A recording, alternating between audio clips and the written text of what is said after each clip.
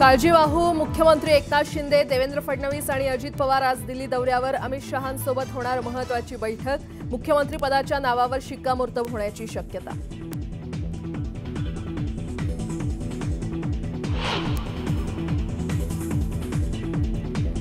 माझ्या भावना त्यांना मी सांगितल्या की सरकार बनवताना माझा कुठलाही अडसर मनामध्ये ठेवू नका.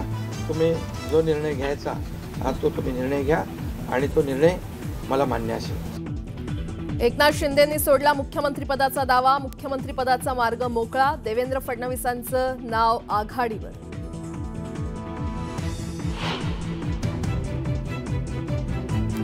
महायुतीत मतभेद असल्याचा संभ्रम एकनाथ शिंदेंनी दूर केला.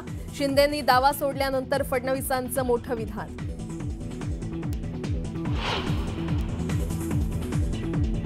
शिंदेंनी मुख्यमंत्रीपदाचा दावा सोडल्यानं शिवसेनेला केंद्रात एक कॅबिनेट आणि एक राज्यमंत्रीपदाची मागणी, तर राज्यातही महत्त्वाची खाती. वाढीव मंत्रिपदाची मागणी.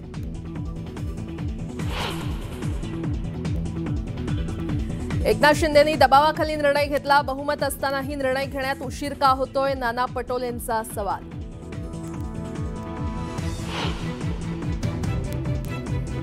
निवडणुकीतल्या पराभवानंतर ईव्हीएम सेट केल्याचा विरोधकांचा आरोप, तर विरोधकांनी रडीचा डाव बंद करावा. देवेंद्र फडणवीसांचा पलटवार.